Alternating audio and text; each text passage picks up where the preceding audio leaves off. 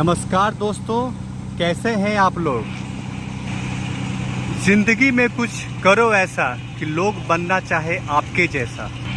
आज हम लोग का टॉपिक है LVUP। LVUP क्या होता है? LVUP is stand for light vehicle underpass.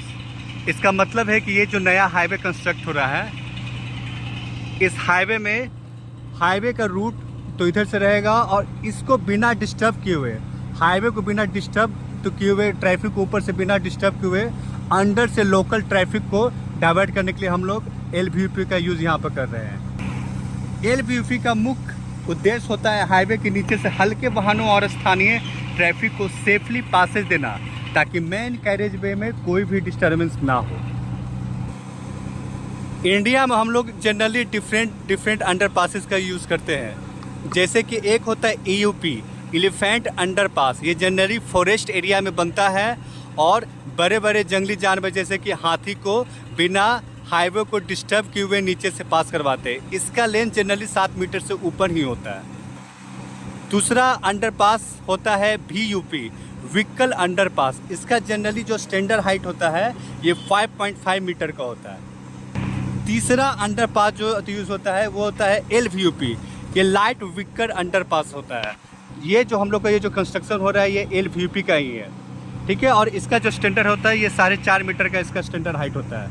मतलब राफ्ट के टॉप से स्लैब के बॉटम तक का हाइट इसका 4.5 मीटर का स्टैंडर्ड हाइट होता है। उससे ज़्यादा भी होता है, लेकिन जो स्टैंडर्ड हम लोग कॉमनली लेते हैं वो 4.5 मीटर का लेते हैं। अगला जो होता है वो PUP होता है, यानी कि पेडेस्ट्रियन अंडरपास। इसका जनरली जो हाइट होता है ये 3.5 मीटर का होता है और पेडेस्ट्रियन यानी पैदल यात्री को चलने के लिए नीचे से तो बनाया जाता है। एक होता है CUP, कैटल अंडरपास, जहाँ से छोटे छोटे जानवर इससे पास होते हैं और जनरली ये 2.5 मीटर का बनाया जाता है। इसका जो स्टैंडर्ड हाइट होता है वो 2.5 मीटर का रहता है। जो हम लोग यूज़ करते हैं वो होता है SVUP, स्मॉल व्हीकल अंडरपास, और एक होता है AUP, एनिमल अंडरपास। आज हम लोग जानेंगे LVUP क्या है, इसका यूज़ क्यों होता है, इसके मुख्य कंपोनेंट कौन कौन से हैं, कंस्ट्रक्शन सीक्वेंस क्या होता है, साइड पर किन सेफ्टी पॉइंट का ध्यान रखना चाहिए और कौन कौन से डॉक्यूमेंट मेंटेन करने चाहिए। देखिए ये नया हाईवे बन रहा है, इसके इस साइड में आप देखेंगे तो बहुत सारा तो गांव जाता है ये साइड में। इस गांव को ट्रैफिक को चलने के लिए हम लोग नया हाईवे का यूज़ हम लोग यहाँ पर कर रहे हैं, ठीक है। पहले लोकल व्हीकल्स और लोगों को हाईवे क्रॉस करना पड़ेगा, इससे ट्रैफिक कन्फ्लिक्ट और एक्सीडेंट ऊपर में हो सकते हैं यहाँ पर। इसी को रोकने के लिए हम लोग LVUP का कंस्ट्रक्शन का यूज़ करते हैं, ठीक है। यानी कि एक स्ट्रक्चर और इसका 2 अलग अलग काम, एक ही टाइम में ऊपर से भी हाईवे का ट्रैफिक जाएगा और नीचे से भी जितने गाँव के लोकल ट्रैफिक है, गाँव सर का जो भी, वो नीचे से वो पास होंगे। इसी को तो हम लोग LVUP बोलते हैं। यानी कि एक स्ट्रक्चर और इसका 2 अलग अलग काम हो रहा है।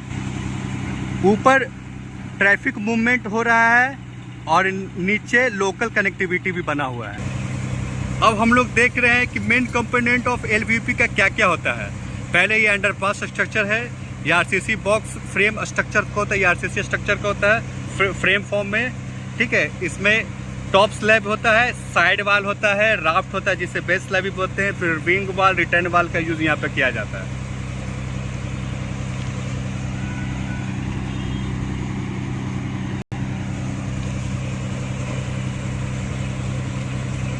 इसमें हम लोग ड्रेनेज सिस्टम भी तो डालते हैं, वाटर प्रूफिंग भी रहता है, बेयरिंग कोर्स भी रहता है, पैरापेट वाल और क्रैश बैरियर भी हम लोग डालते हैं। अब हम लोग देखते हैं कि जब इसका हम लोग कंस्ट्रक्शन करते हैं तो हम लोग इसके क्या क्या सीक्वेंस को अपनाते हैं।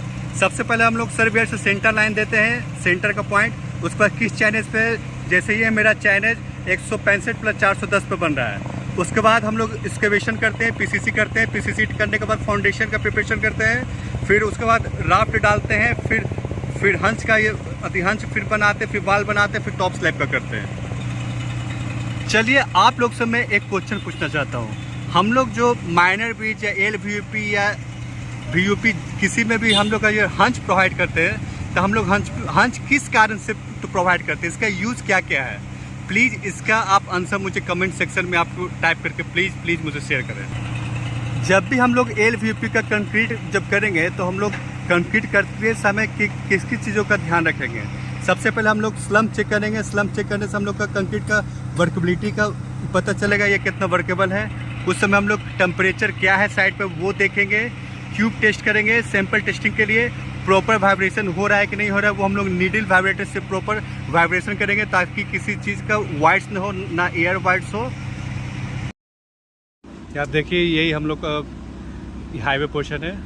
हम लोग को जो हाईवे पास हो रहा है आपका यही है। LVP के छत पे हम लोग हैं और एज पर ड्राइंग स्पेसिफिकेशन सारा स्पेसिंग दिया हुआ है। प्रॉपर बार प्रॉपर डाया से डाला हुआ है। यहाँ में रेनफोर्समेंट का डिटेल यहाँ पे मैं नहीं डाल रहा हूँ।